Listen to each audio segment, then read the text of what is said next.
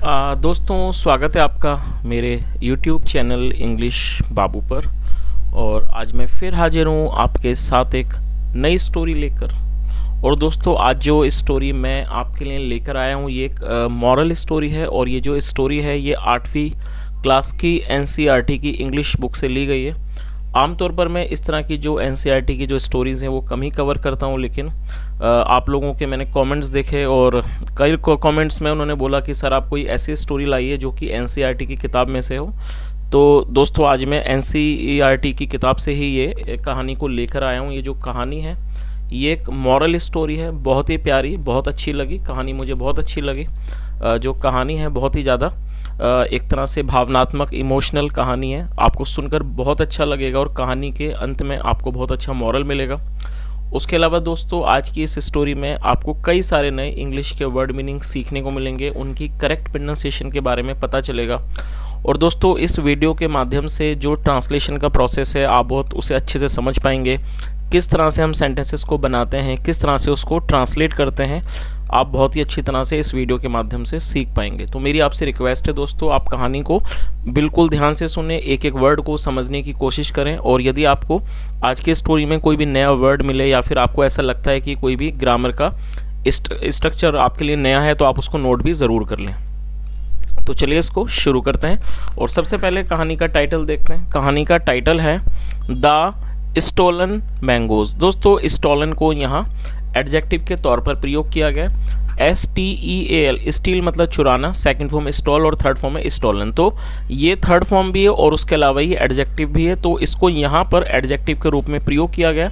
और स्टोलन का मतलब वो होता है चोरी के, और मैंगो मतलब आम, और ये प्लूरल है मैंगोज। तो क्या अर्थ हुआ, द स्टोलन मैंगोज मतलब कि चोरी के आम, या कह सकते हैं चोरी हुए आम। तो दोस्तों, ये आज की इस कहानी का टाइटल है, शीर्षक है। और अब मैं इसे पढ़ना शुरू करता हूँ। आप लोगों से रिक्वेस्ट है कहानी को पूरे ध्यान से सुने, और यदि आपको आज की कहानी पसंद आए तो आप इसे लाइक भी ज़रूर करें। तो चलिए इसको शुरू करते हैं।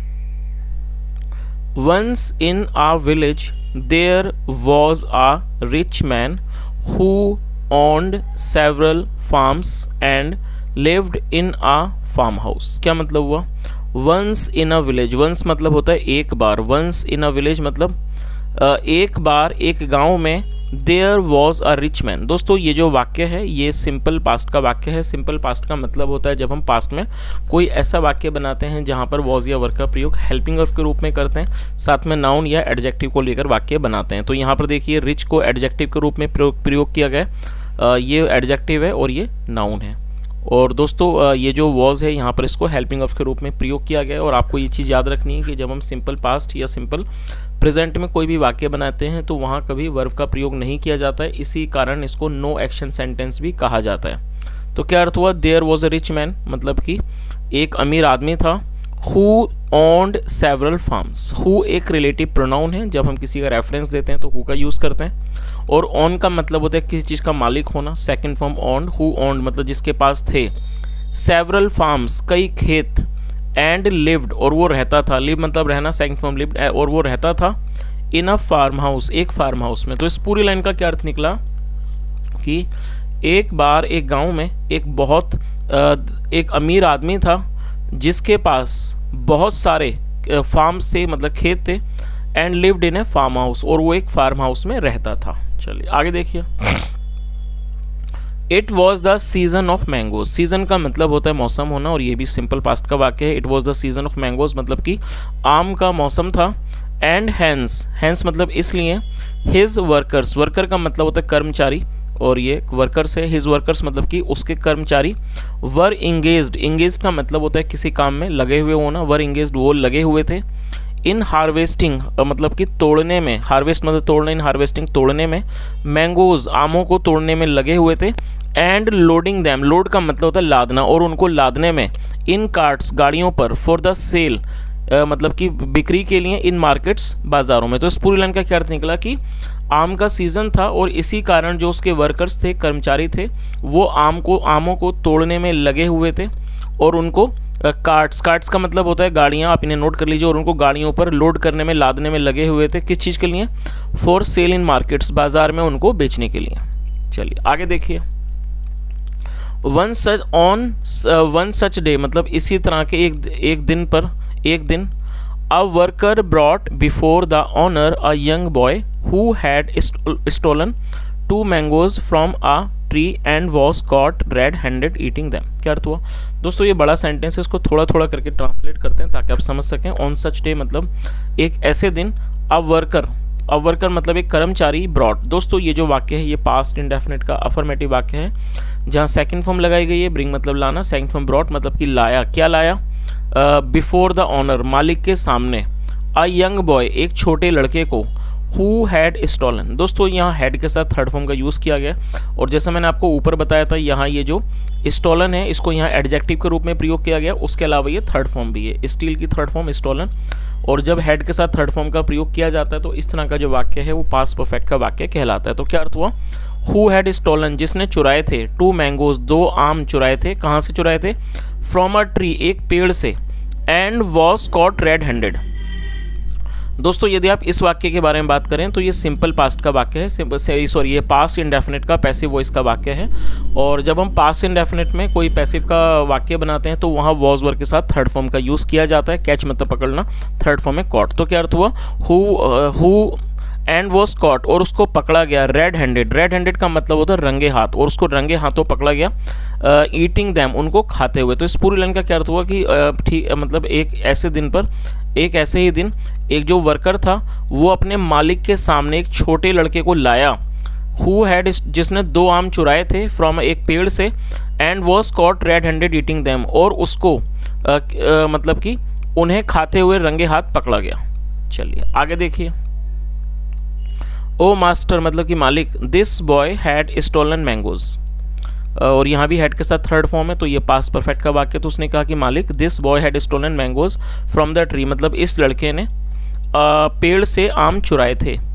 आई हैव कॉट हिम। और दोस्तों ये जो वाक्य है ये यहाँ हैव के साथ थर्ड फॉर्म का यूज़ किया गया है। आप इसके स्ट्रक्चर को नोट कर लिए। प्रेजेंट परफेक्ट है। प्रेजेंट परफेक्ट का मतलब होता है वर्तमान में किसी क्रिया का पूरा होना, जहाँ पर हैज़ या हैव का प्रयोग हेल्पिंग ऑफ के रूप में करते हैं, साथ में थर्ड फॉर्म लगाते हैं। तो क्या अर्थ हुआ? आई हैव कॉट हिम, मैंने इसे पकड़ा है। He deserves to be punished, deserve मतलब लायक होना, he deserves to be punished, और ये दंड दिए जाने का के योग्य है। डिजर्व मतलब योग्य होना, he deserves to be punished मतलब इसे ये दंड दिए जाने के योग्य है। द वर्कर प्लीड मतलब विनती करना, जो वर्कर था कर्मचारी था उसने विनती की। चलिए आगे देखिए।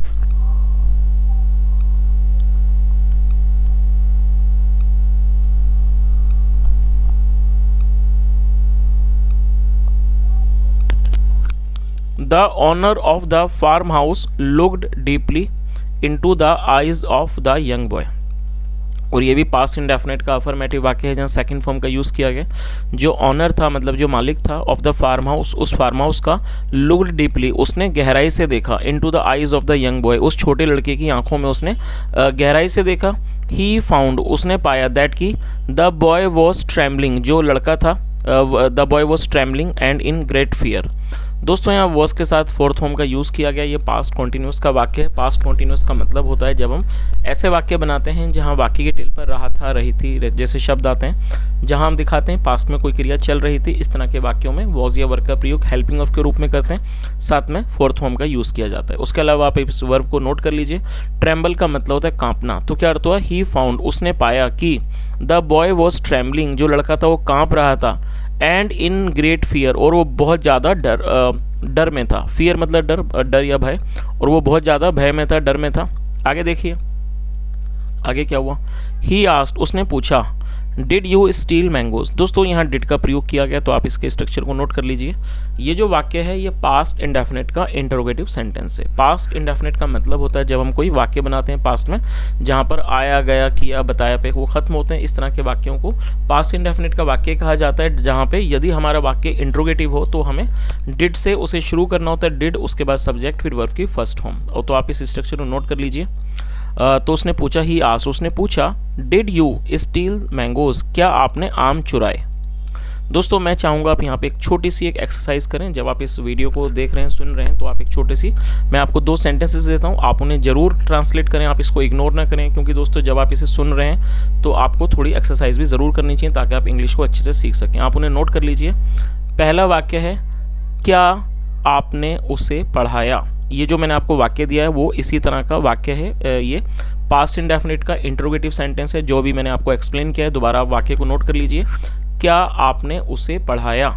अब आप दूसरे वाक्य को भी नोट कर लीजिए, क्या उसने खाना नहीं पकाया। आई रिपीट द सेंटेंस, क्या उसने खाना नहीं पकाया। दोस्तों जो पहला वाक्य है वो इंट्रोगेटिव है, और जो मैंने आपको दूसरा वाक्य दिया है वो भी पास्ट इंडेफिनिट का है, लेकिन वो इंट्रोगेटिव नेगेटिव, वहां पर आपको नॉट भी लगाना होगा।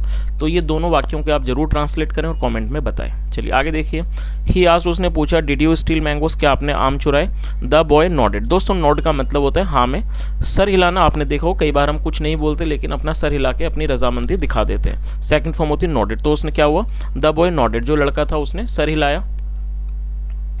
वाई डिड यू स्टील, और दोस्तों ये भी हमारा पास्ट इंडेफिनिट का ही इंट्रोगेटिव वाक्य है, लेकिन यहाँ पर एक और चीज़ आप देखेंगे, यहाँ पर एक इंट्रोगेटिव वर्ड का प्रयोग किया गया। इंट्रोगेटिव वर्ड का मतलब होता है हिंदी में प्रश्नवाचक शब्द। तो जब आप कोई इंट्रोगेटिव वर्ड का प्रयोग करना चाहेंगे तो उसे सबसे पहले मेंशन करना है। तो वाई मतलब क्यों, उसके बाद हेल्पिंग वर्ब, डिड, फिर सब्जेक्ट, फिर वर्ब की फर्स्ट फॉर्म। तो वाई डिड यू स्टील, उसने क्या मतलब हुआ, आपने क्यों चुराया। ही आस्क्ड, उसने पूछा। चलिए आगे देखिए। The boy was in tears, जो लड़का था वो आंसुओं में था। इसका अगर आप मीनिंग समझे, the boy was in tears मतलब कि जो लड़का था उसके आंसू आ गए, वो आंसुओं में था। ही सैड, उसने कहा, ओ मास्टर मालिक, आई वॉज हंग्री। और दोस्तों ये भी सिंपल पास्ट का वाक्य है जहाँ पर हंग्री को यूज़ किया गया एडजेक्टिव के तौर पर, और ये वॉज हेल्पिंग वर्ब और ये एडजेक्टिव। हंग्री मतलब भूखा। तो उसने क्या कहा कि मालिक, मास्टर, आई वॉज हंग्री, मैं भूखा था। I had not eaten any food for the last 2 days। दोस्तों इस वाक्य में भी हेड के साथ वर्ब की थर्ड फॉर्म का यूज किया गया। ये हमारा पास्ट परफेक्ट का वाक्य है। और ईट मतलब खाना, थर्ड फॉर्म है ईटन। तो इस लाइन का क्या अर्थ निकला, उसने आगे क्या कहा, I had not eaten any food for the last 2 days, मतलब मैंने पिछले लास्ट 2 days मतलब मैंने पिछले 2 दिनों से कुछ भी खाना नहीं खाया था। माई हंगर, मेरी भूख ने, प्रोवोक्ड मी। दोस्तों मैं चाहूँगा आप इस वर्ड को नोट कर लीजिए, अच्छा वर्ड है, PROVOKE। प्रोवोक का मतलब होता है उकसाना, सेकंड फॉर्म में प्रोवोक्ड। और ये जो वाक्य है ये पास्ट इंडेफिनिट का अफर्मेटिव वाक्य है जहाँ पर सेकंड फॉर्म का प्रयोग किया गया है। तो इसका क्या अर्थ हुआ, my hunger provoked me to take the mangoes. तो इसका क्या अर्थ हुआ इस लाइन का, मेरी भूख ने मुझे उकसाया, टू टेक द मैंगोज, मेरी भूख ने मुझे आम लेने के लिए उकसाया। आई नो, मैं जानता हूँ। इट इज़ अ ग्रेट सिन। दोस्तों आप इस वर्ड को नोट कर लीजिए, SIN, सिन। सिन का मतलब होता है पाप, SIN, सिन मतलब पाप, और SINNER, सिनर मतलब पापी। तो दोनों वर्ड्स को नोट कर लीजिए अगर आप इनकी मीनिंग नहीं जानते हैं। SINNER, सिनर मतलब पापी, और SIN, सिन मतलब पाप। तो उसने आगे क्या कहा, आई नो, मैं जानता हूँ। It is a great sin to steal, चोरी करना बहुत बड़ा पाप है। प्लीज, कृपया करके, प्लीज फॉरगिव मी। दोस्तों FORGIVE, फॉरगिव का मतलब होता है माफ़ करना, और ये वर्ब की फर्स्ट फॉर्म है। तो उसने क्या कहा, प्लीज़ फॉरगिव मी, कृपया मुझे माफ़ कर दो। And give me any punishment, और मुझे कोई भी दंड दे दो। पनिशमेंट मतलब सज़ा, दंड, और मुझे कोई भी सज़ा दे दो। बट प्लीज़, लेकिन कृपया करके, परमिट मी, मुझे परमिट करो। परमिट का मतलब आज्ञा दो, कृपया मुझे आज्ञा दो। टू ईट, खाने की, दिस मैंगो मतलब कृपया करके मुझे इस आम को खाने की आज्ञा दो। टू गेट सम स्ट्रेंथ, कुछ ताकत, ताकि टू गेट सम स्ट्रेंथ मतलब कुछ स्ट्रेंथ मतलब ताकत, कुछ ताकत हासिल करने के लिए। टू फेस, सामना करने का, द पनिशमेंट यू गिव, उस पनिशमेंट का, उस दंड का जो आप मुझे देते हो। तो इस पूरी लाइन का क्या अर्थ हुआ, उस लड़के ने क्या कहा कि आप मुझे माफ़ कर दीजिए और आप मुझे कोई भी पनिशमेंट दे दीजिए, कोई भी दंड दे दीजिए, लेकिन आप कृपया करके मुझे ये आम खाने की आज्ञा दीजिए, ताकि मुझे कुछ ताकत मिले और मैं ये जो पनिशमेंट है जो आप मुझे दोगे उसका मैं सामना कर सकूं। चलिए आगे देखिए।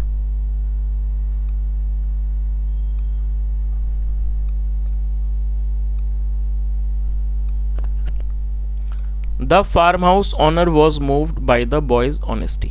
दोस्तों क्या मतलब हुआ इस लाइन का? देखिए यहाँ पर जो मूव्ड है, मूव आपको कई बार सुना होगा, मूव का मतलब हिलना होता है, चलना, उसे मूव कहा जाता है। उसके अलावा मूव्ड का मतलब होता है जब कोई व्यक्ति द्रवित हो जाए।